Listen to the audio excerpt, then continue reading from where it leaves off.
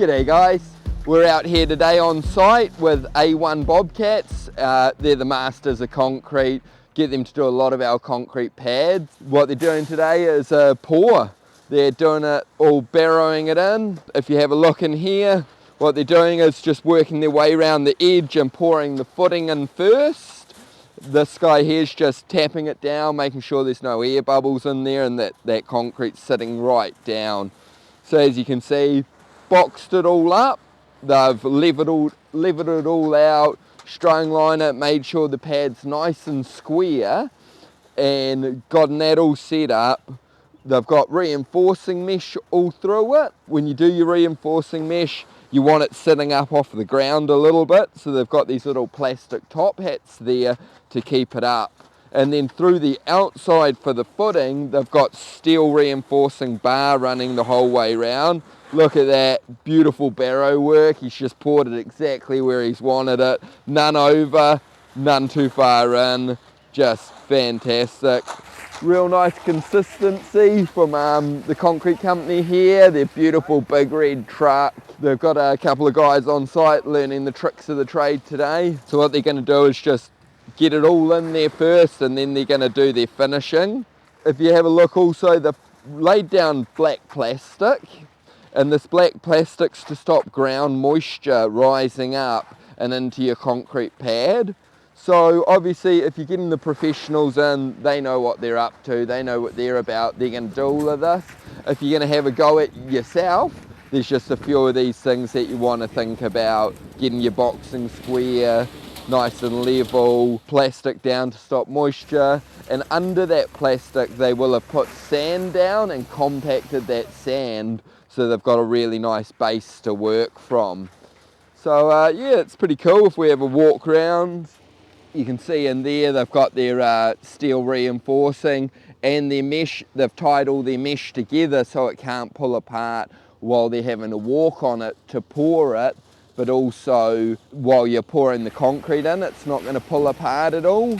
They've got nice big laps on it as well, so this is going to be super strong. Run your car over it, do whatever you want in there. You know, as we say, you do anything in a shed, so you want to build it so you can just do absolutely anything. There's pretty much nobody out there working harder than a concreter.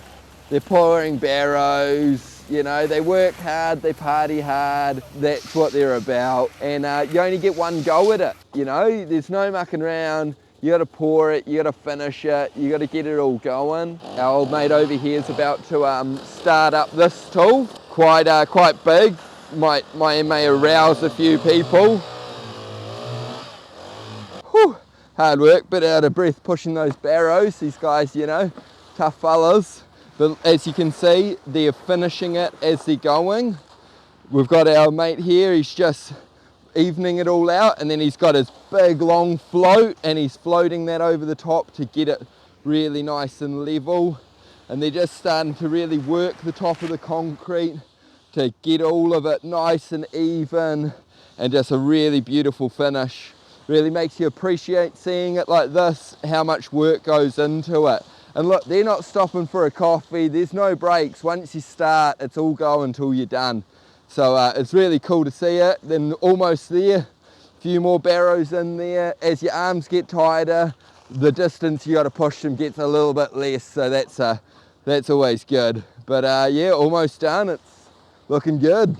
So the guys have got it to this level, you've seen it, they've poured it all, done it all. And now what they're waiting for is the concrete just to harden a little bit, and then they're going to go through and trowel all the edges nicely, and then start hand troweling it. And this is where the art of concrete really starts to come in.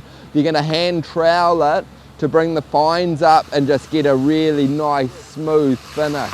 So although that main part of it was less than an hour to do, they'll be here for another good 3 or 4 hours, finishing the edges, forming doorways, hand troweling, and just getting it absolutely perfect.